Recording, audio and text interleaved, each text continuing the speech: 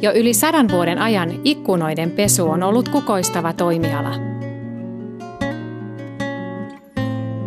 Alkuaikoina ainoana pesuvälineenä useimmilla ikkunanpesijöillä oli vain säämiskä. Ikkunan kuivaimen keksiminen ja kehittyminen 1900-luvun alussa toi vallankumouksen ikkunanpesijöiden työtapoihin. Nyt on uuden vallankumouksen aika, sillä Reach and Wash-menetelmä on vauhdilla tulossa uudeksi työtavaksi alalle Euroopassa. Ikkunan pesuun kehitellyt pehmeät harjakset irroittavat lian lasin pinnasta ja samaan aikaan ultrapuhdas vesi huuhtelee lasin pintaa puhtaaksi. Menetelmän tehokkuuden salaisuus onkin tässä vedessä.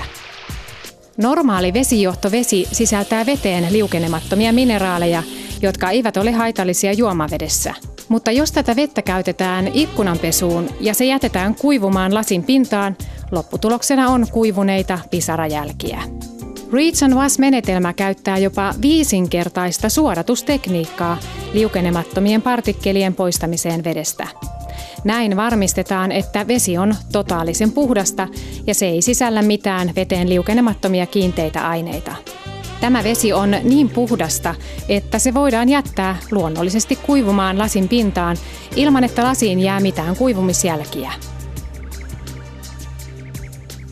Reach and Wash -pesuvarret valmistetaan kevyestä lasi- tai hiilikuidusta. Niiden pituutta voidaan helposti jatkaa tai säätää ja niillä ylletään aina 20 metrin korkeuteen asti. Reach and Wash-järjestelmä voidaan asentaa pakettiautoon tai peräkärryyn ja ultrapuhtaalla vedellä voidaan pestä ikkunoita milloin ja missä vain. Kysymys, joka usein kysytään tästä menetelmästä on, miten Reach and Wash-menetelmä on sitten parempi kuin perinteiset menetelmät. Monien ilmiselvien työturvallisuutta parantavien ominaisuuksien lisäksi Reach and Wash-menetelmässä tärkeimpänä ominaisuutena on parempi työskentelynopeus kuin perinteisillä menetelmillä. On aivan tavallista, että ikkunanpesijät sanovat, että pesemiseen meni aikaa vain noin puolet siitä, mitä aiemmin samaan urakkaan meni. Reach and Wash-menetelmää voidaan hyödyntää ja käyttää kaiken tyyppisiin tarpeisiin ikkunoiden pesemisessä. Menetelmä toimii mainiosti isojen rakennusten ja omistusasuntojenkin ikkunoiden pesuissa.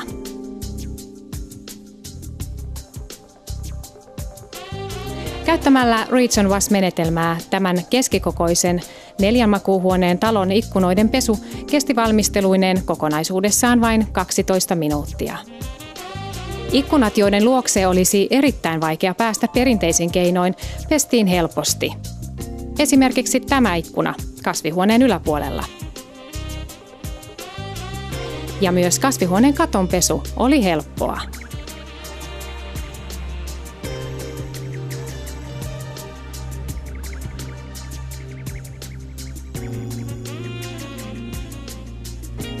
Reach and Wash-menetelmä on auttanut tuhansia ikkunoiden pesijöitä pääsemään eroon tikkaiden käytöstä.